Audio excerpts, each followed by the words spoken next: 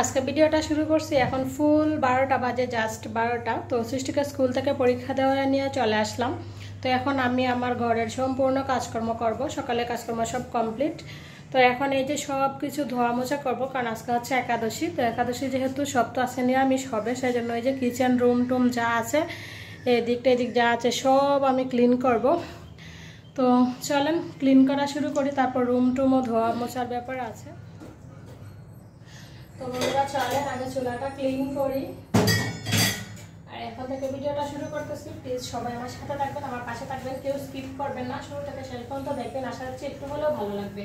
আর আমার ভিডিওর কোথাও কোনো অংশ যদি আপনাদের ভালো লেগে যায়, তাহলে প্লিজ আপনি যদি চ্যানেলটাকে সাবস্ক্রাইব করে রাখবেন, চ্যানেলটাকে সাবস্ক্রাইব করে রাখবেন। আর সেই সাথে অবশ্যই আমার ভিডিও লিঙ্কটা কিংবা চ্যানেলের লিঙ্কটা আপনাদের ফ্রেন্ডস অ্যান্ড ফ্যামিলির মধ্যে শেয়ার করে দেবেন, প্লিজ প্লিজ প্লিজ। তো চলেন দেখতে থাকেন ব্লগটা। আগে চুলাটা ক্লিন করব, তারপরে যে ওয়াল টোয়াল সব ক্লিন করব, তারপর রুম মুছবো, তারপর স্নান করব।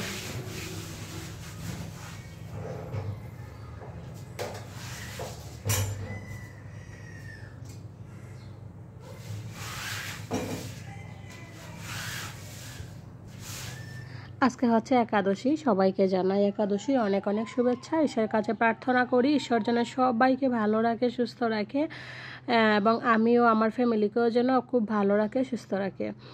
আসলে এখন চিন্তা করলে না অনেক কিছু, এখন আমার কাছে কত কিছু আছে, কিন্তু যখন আমি এই মানুষটার ঘরে আসছিলাম একদম শূন্য হাতে আসছিলাম, মানে কোনো কিছুর আশা না করে আসছিলাম। তারপর সেই যে আমি এত কিছু পাবো, আসলে আমি কখনো ভাবি নাই, আমি কখনোই কল্পনা করি নাই যে আসার পরে আমি এত কিছু পাবো ওর কাছ থেকে। আমি যখন ওর কাছে আসছিলাম বললামই যে কোনো কিছুই আমি নিয়ে আসি নাই, একমাত্র খালি হাতে এক কাপড় মানে একটা ড্রেসে আমি আসছিলাম। আসার পরেই মানে আসতে দেরি হয়েছে, কিন্তু আমাকে দিতে দেরি হয়েছে না, যে কোনো জিনিস আসার পরই আমি সব কিছু পাইছি ওর কাছ থেকে। আসলে আমি অনেক ধন্য যে ওর মতো একজন হাজব্যান্ড পাইছি। ঈশ্বরের কাছে আমি শত কোটি প্রণাম যে ঈশ্বর আমাকে এইরকম একটা মানুষ আমাকে দান করছে। তো যাই হোক, আসলে মনে অনেক কথা আছে, বলি না আসলে। যাই হোক, সব জায়গায় সব কথা বলাও ঠিক না। তো যা কিছু আমি পাইছি আমার হাজব্যান্ডের কাছ থেকেই পাইছি। হয়তো আমার শ্বশুরবাড়ি আছে, শ্বশুরবাড়ির অনেক লোকজন আছে, শ্বশুরবাড়িতেও অনেক কিছু আছে, বাট শ্বশুরবাড়ি থেকে আমি একটা সুতার নাল পর্যন্ত পাই নাই। তো সেই সব কথা না হয় না, এই বললাম। মাঝে মধ্যে না অনেক কিছু মনে হয়ে যায়, যখন এখন আমি আমার এই ঘরটার দিকে তাকাই, হয়তো অনেকের তুলনায় আমার ঘরে কিছুই নাই, তারপরও আমি যখন ওই কথাগুলো চিন্তা করি যে যখন আমি আসছিলাম তখন একদম শূন্য হাতে আসছিলাম আমি এই ঘরটাতে, আমি তখন কল্পনা করিই নাই যে আমার না চাইতে আমি এত কিছু পেয়ে যাব। তো সবই হচ্ছে ওর ভালোবাসা আর ঈশ্বরের প্রতিদান আর কি। তো আমি ঈশ্বরের কাছে প্রার্থনা করব আমি যেরকম আছি সেরকম থাকলেই হবে, এর চেয়ে আমার বেশি কিছু লাগবে না। ঈশ্বর যাতে আমাকে এইভাবেই নিয়ে যায়। আর আমার 2টা সন্তান হয়েছে, আমার সন্তানগুলার যাতে একটু ভালো ভবিষ্যৎ ঈশ্বর গড়ে দেয়, সেটাই হচ্ছে ঈশ্বরের কাছে প্রার্থনা। আর আমারও 2টা মেয়ে, আর আমার বাবার বাড়ির দিক দিয়ে তো আর আমার আর কোনো ভাই বোন নাই, আমিও একটা মেয়ে, আমারও 2টা মেয়ে।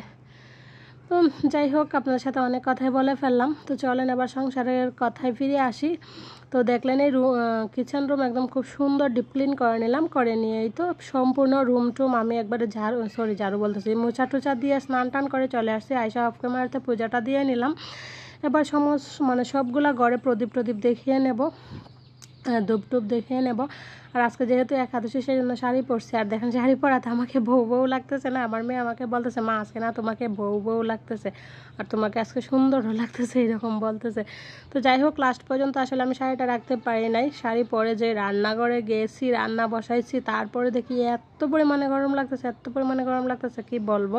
আর আজকে মনে হয়েছে গরমটা না একটু বেশি পরিমাণেই পড়ছে। তো তারপর লাস্টে আমি জামা বলতেছি শাড়ি খুলে ফেলি, শাড়ি খুলে তারপর জামা পরে আমি সম্পূর্ণ রান্নাবান্না কমপ্লিট করি। প্রচণ্ড গরম লাগছিল, আর শাড়ি পরতে কিন্তু আমার ভালো লাগে, কিন্তু ওই যে গরম, তারপর হচ্ছে 2টা বাচ্চা কাচ্চা, যেহেতু বাসায় থাকি ওইখানে তো আর কেউ শাড়ি টাড়ি পরে না, সবাই জামা পরে। অনেক সময় দেখা যায় মানে একটু টিস করে কথাও বলে অনেকেই, সেজন্য সবসময় পরা হয় না। শাড়ি পরে আসলে আমি বুঝতে পারছি যে আমি আগের থেকে আরও হেলদি হয়ে গেছি। তো বন্ধুরা পূজা দিয়ে চলে আসলাম, এখন জাস্ট দুপুরে 1টা বাজে। ভাত বসিয়ে দিলাম, ভাত প্রায় হয়ে আসছে। এখন এদিকে ডাল বসিয়ে দেব, মুগ ডাল। ভাত তরকারি হয়ে গেলে তারপর আমার জন্য কিছু করবো আর কি, যাই করি। ডাল আজকে একটু বেশি পরিমাণে দিলাম, যেহেতু রুটি দিয়ে খাওয়া হবে। এখন আবার হচ্ছে রাতে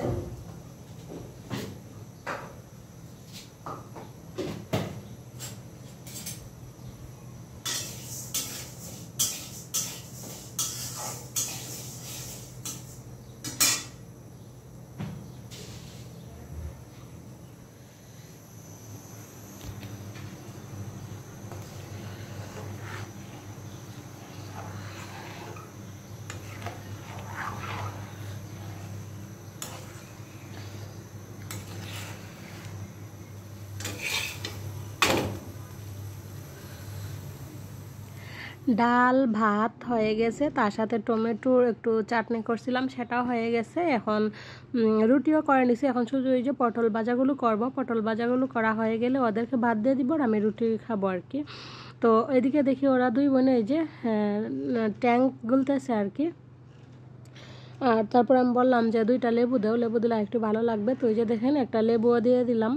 আর এত ভালো লাগছিল, কারণ একদম সাথে সাথে মোটর থেকে পানি আইনা ট্যাঙ্কগুলা হয়েছিল, তো মনে হয়েছিল যে ভিতরটা একদম ঠান্ডা হয়ে গেছে। আর যেহেতু সকাল থেকে উপবাস আছি, এখনও কোনো কিছু খাওয়া হয় নাই। তো তারপরে আমার মেয়ে এই যে দেখেন কত সুন্দর করে ডেকোরেশন করে শরবতগুলো আনছে। তো আমি ওকে বললাম তুমি এগুলো কোথায় থেকে শিখছো? ও বলে যে আমি মোবাইল থেকে শিখছি, দেখি সবাই এরকম করে। দেখেন কত সুন্দর হয়েছে না ডেকোরেশন করা, এটা খুব সুন্দর হয়েছে। খাইতে কিন্তু সেই ভালো লাগছিল। ওই যে দেখেন ও হাতে রিভিউ দিচ্ছে।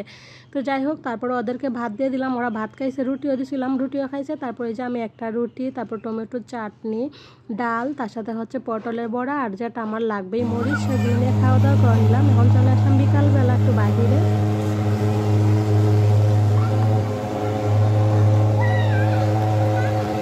আর আজকে বাহিরে এত ভালো লাগতেছে, কি বলবো, কি সুন্দর বাতাস। তো কিছুক্ষণ ওরা খেললো, আমি বসে রইলাম, ওরা দুই বোন খেললো আর কি। আর তারপরে এই যে দেখেন মশার ধোয়া দিতেছে।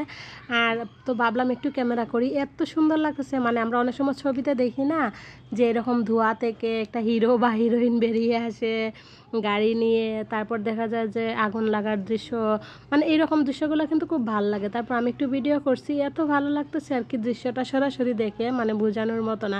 মশার ধোয়া দিতেছে তো। তো যাই হোক, শুভ সন্ধ্যা বন্ধুরা। এই তো সন্ধ্যার সময় 1 কাপ চা নিয়ে বসে গেলাম। আর আজকে ভিডিওটা এখানেই শেষ করলাম। সবাই ভালো থাকবেন, বাই বাই।